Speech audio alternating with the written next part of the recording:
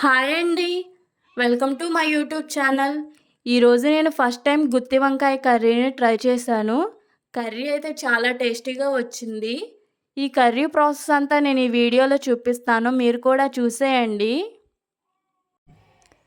First వంకాయల్ని తీసేసుకొని వంకాయలకి 4 ముక్కలుగా ఘాట్లు పెట్టేసుకొని సాల్ట్ వాటర్లో వేసుకోవాలి.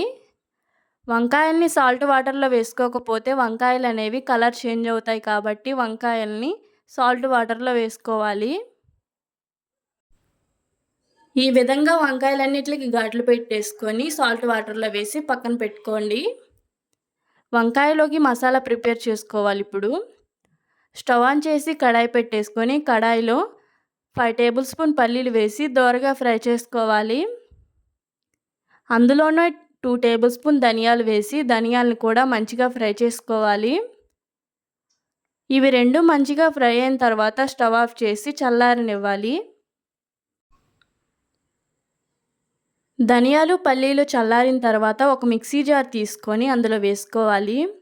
అందులోనే 4-5 వెల్లుల్లి రెబ్బలు, కొంచెంగా చింతపండు, సగం చెక్క ఎండు కొబ్బరి, అలాగే మన టేస్ట్కి సరిపడా కారం వేసేసుకొని వీటన్నిటిని మెత్తగా పేస్ట్ లాగా చేసి పక్కన పెట్టుకోవాలి. మెత్తగా పేస్ట్ ప్రిపేర్ చేసి పక్కకు పెట్టుకోండి.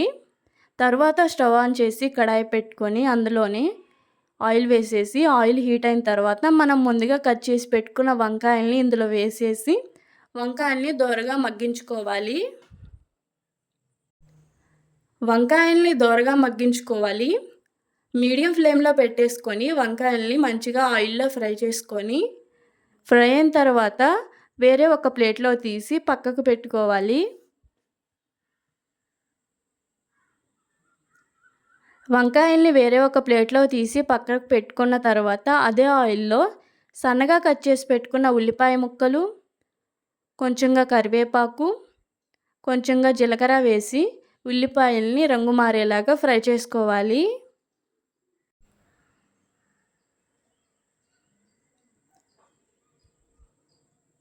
ఉల్లిపాయలు రంగు మారుతున్న టైంలోనే మనం ముందుగా ప్రిపేర్ చేసి పక్కన పెట్టుకున్న పేస్ట్ని ఇందులో వేసుకొని అందులోనే చిటికెడు పసుపు, మన టేస్ట్కి సరిపడా సాల్ట్ వేసేసుకోవాలి. సాల్ట్ వేసుకున్న తర్వాత ఈ పేస్ట్ని అంతా మంచిగా కలుపుకోవాలి. ఈ పేస్ట్లోని పచ్చివాసన పోయేలాగా ఫ్రై చేసుకోవాలి. పచ్చివాసన అంతా పోయిన తర్వాత అందులోనే మనకి గ్రేవీకి సరిపడా వాటర్ వేసేసుకోవాలి. వాటర్ లైట్గా బాయిల్ అవుతున్నప్పుడే మనం ముందుగా ఫ్రై చేసి పెట్టుకున్న వంకాయల్ని ఒక్కొక్కటిగా అందులో వేసుకోవాలి.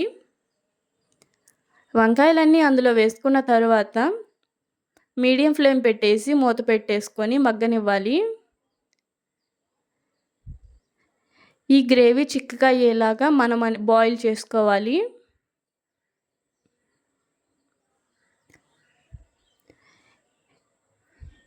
చూసారా, వాటర్ అంతా చిక్కబడిపోయాయి.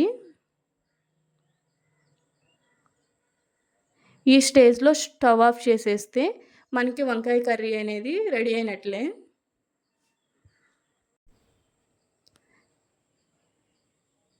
కర్రీ అయితే చాలా టేస్టీగా వచ్చింది. నా వీడియో కనుక నచ్చినట్లయితే please subscribe my YouTube channel. Thanks for watching my video. Thanks.